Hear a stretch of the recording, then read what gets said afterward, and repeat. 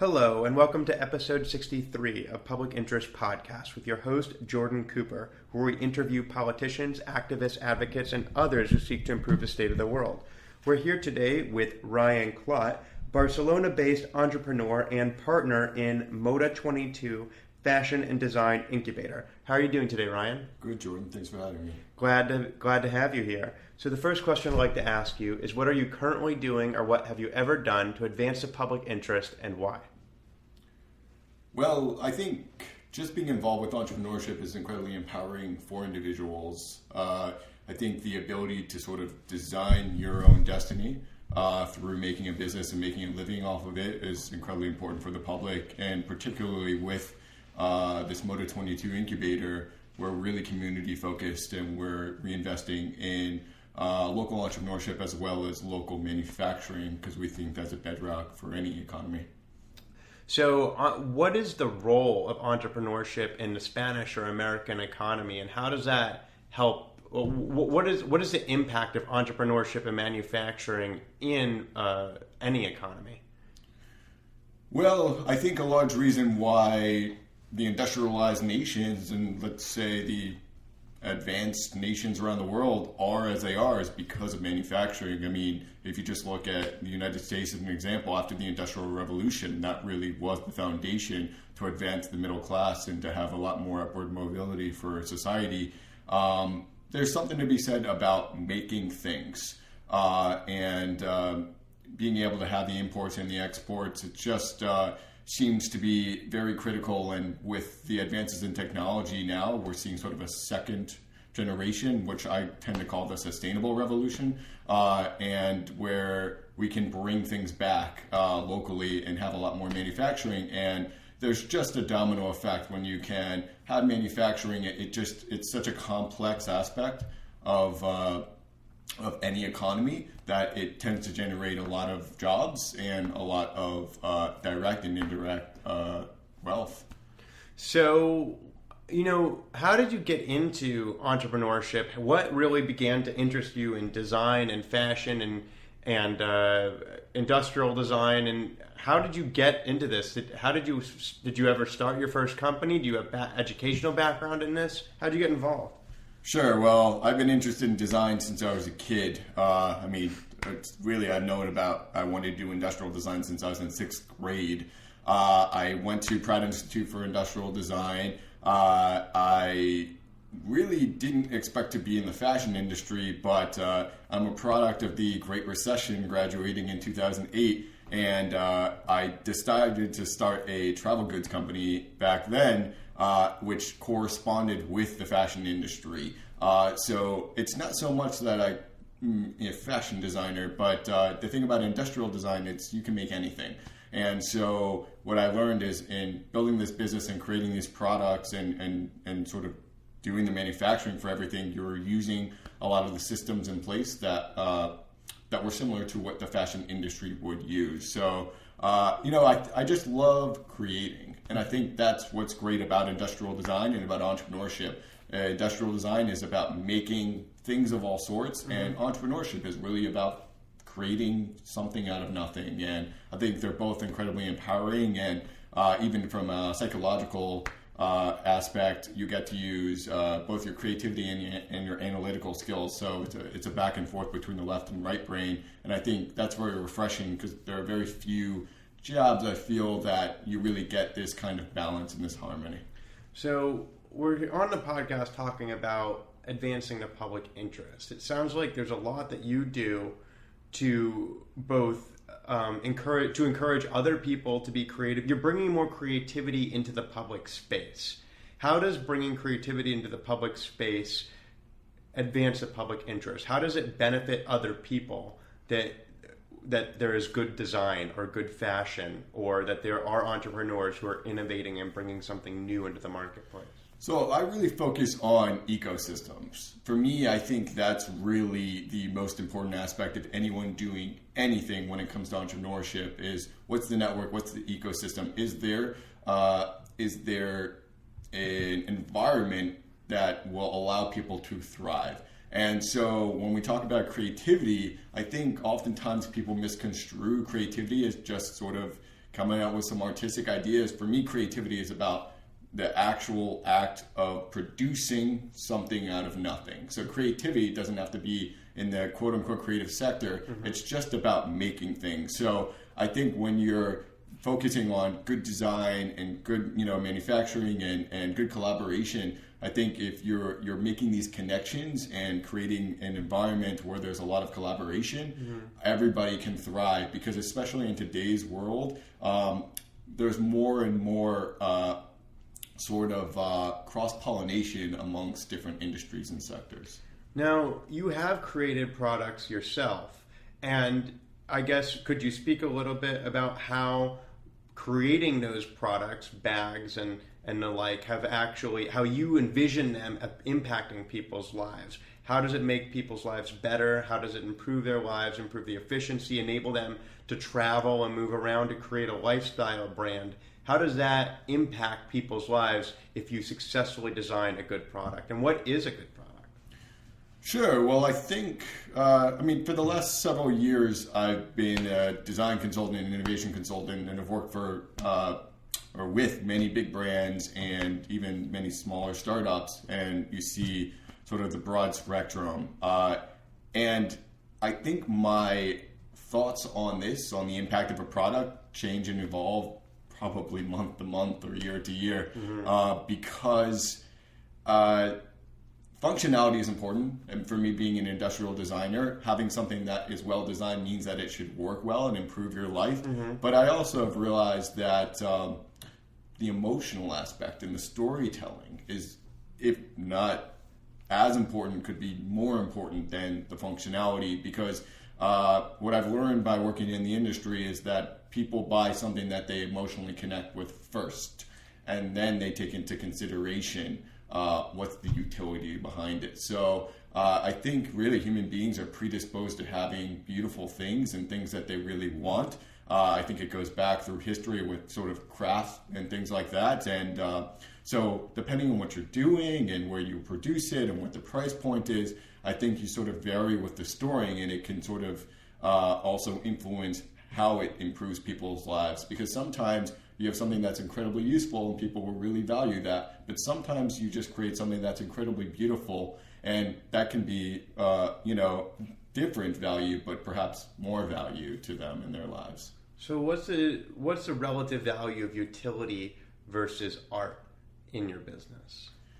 Well, that's why I like industrial design, because for me, it balances a sort of art and science for me, because industrial design cannot exist without the artistic expression and technology, essentially. So let's say that's the science side of things. So I think that it's... You try to balance art and utility, or do you place an emphasis on one or the other? Well, it sort of depends on the brief. And I think harmony is what it comes down to. There's a saying by Dieter Rams, who's a very famous industrial designer from Germany. He says, good design is as little design as possible. And I subscribe to that idea because... Can we have a concrete example? What would be something that's that doesn't involve very much design? It's not over-designed. So let's look at a chair. I use that as a great example of good design. When you look at a chair, you know what it's supposed to do. Good design is supposed to be invisible. If you look at scissors, you look at a pencil, there are certain things that that stand the test of time, that you recognize what it is right away, and you don't judge it based off how it looks necessarily, because it's just something that you know what it does. It serves its purpose, and it fades in like a Post-it note. Huh. So you mentioned something quite interesting and unusual, which is the role of storytelling in design. Traditionally, storytelling could be associated with a Hollywood movie, could be even associated with music. It could be associated with a politician selling himself. But it's interesting that if you create a leather bag, you say you're not only selling the product, but you're selling a story. Can you give us an example of something that you've created, perhaps a leather bag, and what kind of story you sold and why that story mattered to the consumer. Sure. Well, I think it comes down to presenting a good brand. And, design and creation of a product is one aspect of any business. And really, people have a tendency to identify with brands. So when I had started my former company, it was called Nomad. It was a travel goods brand. And we had this mantra, to move with meaning. And the idea is that we were creating products that would help simplify and improve the way you move throughout the world. And we were trying to sort of anticipate and design for people living in cities, being connected to technology, having a faster pace of life, which we can see through society now is really, more people than ever in human history are living in cities. Urbanization is really taking into effect, and designing products that cater to that lifestyle, help improve it, help simplify it, help make it better, help make it more meaningful. So when someone was buying a bag, they were buying it for a purpose, to use it in a certain context. For instance, if they were very mobile and they found themselves going to the airport every week for business, or how would someone be buying into that story? Yeah, the idea is that it's supposed to, when you use it, you should realize how it is benefiting your life. So you can say the story is, if you're a business traveler, it can help you move through the airport faster, so you can focus on your work, or you could take more time to relax, the few moments that you actually get. But I think you can set the groundwork for the benefits. There can be sort of overall sort of communication of the storytelling of how it improves people's lives. But I think the best products are the ones where, as you continue to use it as an individual, you start to, week after week, month after month, year after year, discover new benefits that it's giving you in your life as your life evolves. So you have a unique storyline as an individual. You have also attached particular meaning to place, geography, in the course of your career. You spent a decade cultivating a sense of design and building your career through entrepreneurship and through traditional design work in New York City. But you now are based out of Barcelona, Spain. Can you talk a little bit about the effect that New York City had on you and your development as a designer, and then why you transitioned to Barcelona and what's going on over there? Sure. So I'm very grateful and lucky to have spent 10 years in New York. As far as I'm concerned, whether I'm living there or not, it still is one of the greatest cities on the planet and the center of so many different industries. And I think there's a lot of truth to, if you can make it there, you can make it anywhere. So when I went to Pratt, that was in Brooklyn, and it was actually during the time where Brooklyn was starting to have its, its renaissance. And I stayed there afterwards, and I worked, with corporations, and I worked in the startup world. And I think being in New York really gave me a lot of business savvy. I think being in New York really helped me establish a network and helped me move quickly and adapt quickly. And I think because it's so competitive and so demanding, it really shaped me to be able to execute. But you get to a point in life where quality of life is incredibly important. And while you can be very professionally successful in New York, I just personally think if you're a somewhat enlightened person, the quality of life should be a priority. And I had been to Barcelona in the past, and I went for a visit, and I saw that a lot of what was happening in Barcelona was similar to what was going on in New York shortly thereafter the Great Recession, where there was a lot of opportunity. There were a lot of really bright people, and they had an ecosystem that had a lot of potential in design, in entrepreneurship, in innovation, in science, in technology. And I thought it was ripe to really to be something. So Barcelona was a melting pot of design and creativity. Yeah, there's a lot of similarities between New York and Barcelona. It's on a smaller scale, just a little bit nicer weather and a beach, you know? So it sounds like in New York City, what you really got was an education in the business of design. A lot of times it's often said that designers are more creative types, but they'll leave the business end of things to someone else. Of course, you could have the most wonderful product in the world, but if no one knows about it and if it's not available for people to purchase, then it's not going to be profitable and it won't lead to further design in that vein. So it sounds like not only did you get the formal education in design and did you really learn to channel your creative talents in New York City, but while you were there, you were able to learn how to create distribution channels, how to push a product from something, an idea in your mind to market, and how to make it financially viable. Is that a fair assessment of your time there? Yeah, I think definitely being exposed to all that New York has to offer, you have a very holistic view of business and enterprise. And I'd say that that's very accurate to say that I am very focused on the business of design. And when I do consulting, I'm usually taking the opportunity to design those businesses, and the product is part of those businesses. So that's one of the things that over the years I've come to really appreciate is that I think my greatest skill is with design thinking, which is sort of a little bit of a mix between like lean with Lean business Sigma design. manufacturing processes for quality improvement. But it's taking what it really is, it's taking a business and looking at every component and looking at everything as an opportunity to design. So it could be designing a product, it could also be designing a business model, it could be designing the marketing plan, it could be designing the systems for operation, it could be designing the communications. Because design is problem solving. That's all it is. And business is a lot of problem solving. So you look at it in a grander context and you say, everything is a design opportunity. How can we improve this? How can we innovate? How can we facilitate better harmony? And, how can we help the bottom lines and the triple bottom line? How can it make a better impact financially? How can it make a better impact socially and environmentally?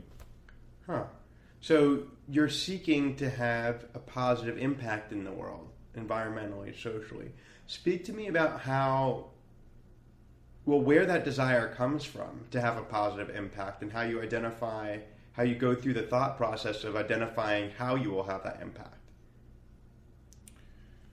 Well, I think we're in an interesting time now. If we're honest with ourselves, everyone has their own political ideology, but I believe that the climate change is a major problem, and I believe that overpopulation can be an issue, and I think there's a lot of disparity in wealth and opportunity in the world, and I just believe that if you are going to do anything in life, try and do your best job and try and be mindful and do something to contribute positively. And I think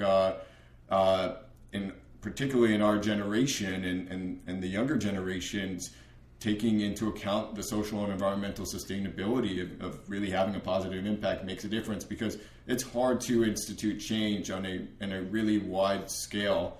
But if you do it, and then the person next to you does it, and the person next to you does it, and the person next to you does it, and everyone's taking their own accountability, that collectively can make a really big difference. I think I had studied abroad in Copenhagen, Denmark for architecture when I was in college, and seeing how everybody just takes a lot of personal responsibility for their actions really impacted me, and I think entrepreneurship is one of those things where, yes, on a personal level I can take accountability for what I do, but entrepreneurship can have a grander effect. If you create a company and you're having growth, that means you can hire people, and it's creating a team, and you're buying into a culture. So you can have influence over what other people do.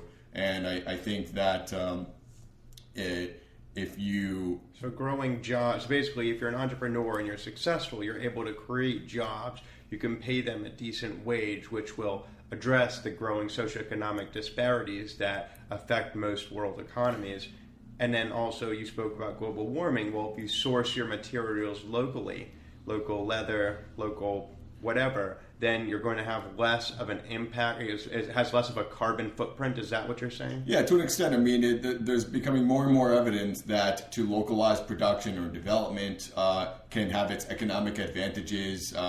First of all, it helps out with time, and nowadays time is everything when it comes to business.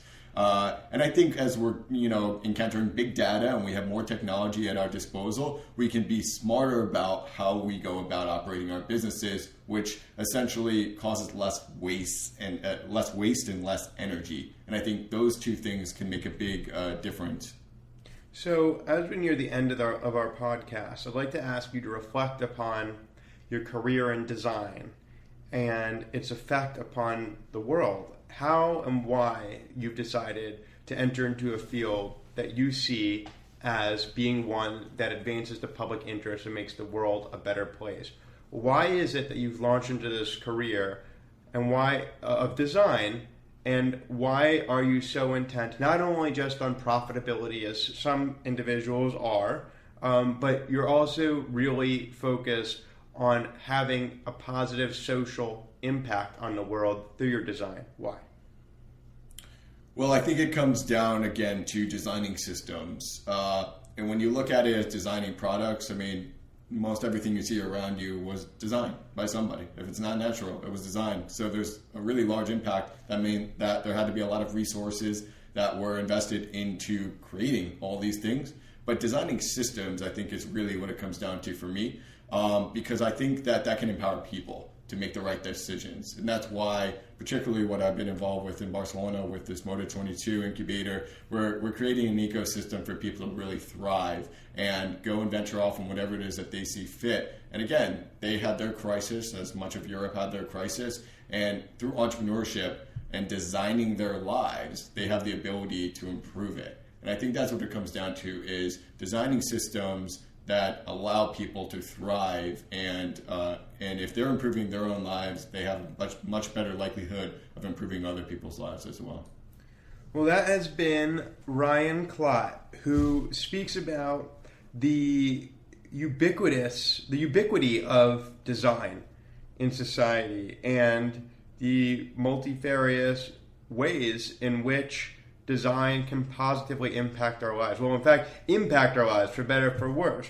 What Ryan tells is a story of his search to have a positive impact on people's lives through design by embracing design thinking and by conscientiously creating products and creating narratives that go with those products that can address global concerns that he identified, such as a growing socioeconomic wealth disparity, the difficulties and challenges associated with global warming, and he tries to improve human connections, make us closer to each other. So thank you so much for joining us, Ryan. Thanks, Jordan. And this has been episode 63 of Public Interest Podcast with your host, Jordan Cooper, where we interview politicians, activists, advocates, and others who seek to improve the state of the world. Thank you so much for joining us, and we'll talk to you next time.